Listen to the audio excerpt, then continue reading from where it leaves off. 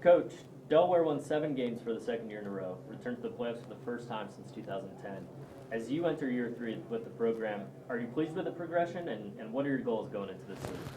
Well, I'm pleased with the progression, no doubt. I think that when you take over a program that had struggled for a few years, it takes time. It takes time to kind of build the culture and to generate confidence and momentum. So I think we had 2 seasons that were very relevant seasons. I always say that in FCS football, if you're relevant on the last week of the season, and if your team is together on Selection Sunday, okay, you've positioned yourself where you kind of need to be. So 2 years in a row, we had 7 wins, and we were seated on Selection Sunday. And our first year we didn't get in. We got in this last year. I think that's a kind of a huge monkey off the back, having not been in since 2010. But obviously we need to do more. Obviously we expect to be able to do more, and we're hopeful to continue to be able to put ourselves in positions where we can not only get into that postseason, but put together some win streaks in the postseason. And I think our kids have gained some confidence in their ability to break through. Now we got to take that next step. And defensively, you lost a lot of talent in a linebacker in the secondary, but you have all 4 starters back on your line. So how do you feel about that unit as the season's going to get underway? Well, I think the interesting thing about our team defensively is we certainly lost a number of kind of household names. We had some players that were really prominent and had long and successful careers at Delaware. But it doesn't minimize the talent that we have in behind those players. And, a number of these guys got a decent amount of work last year, a decent amount of reps on defense and in special teams.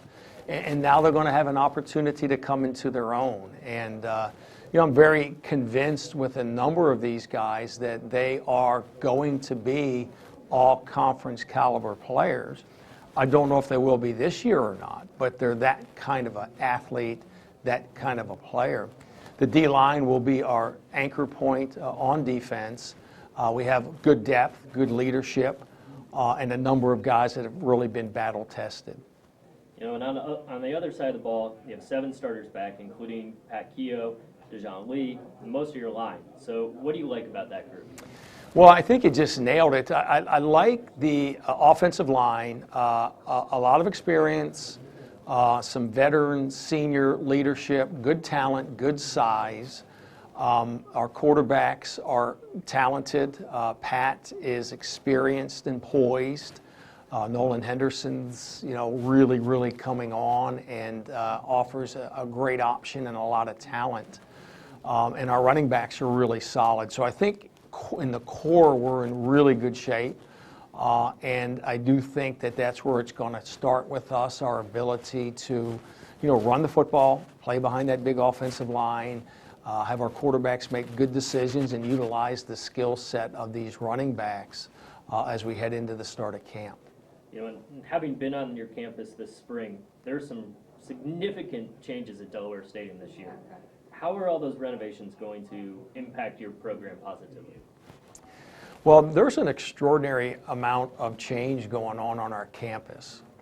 Dennis Asanis, our president, is really committed to making this the best student experience that he can. And with our athletic department, Chrissy Braywalk, our athletic director, is taking the lead on a really transformational project here. And it's not just with the facilities and the stadiums, it's with the programming that we're putting together for our student athletes, very comprehensive in all areas of their lives. So I think that young people do need to see things to recognize the change and the commitment that's in place.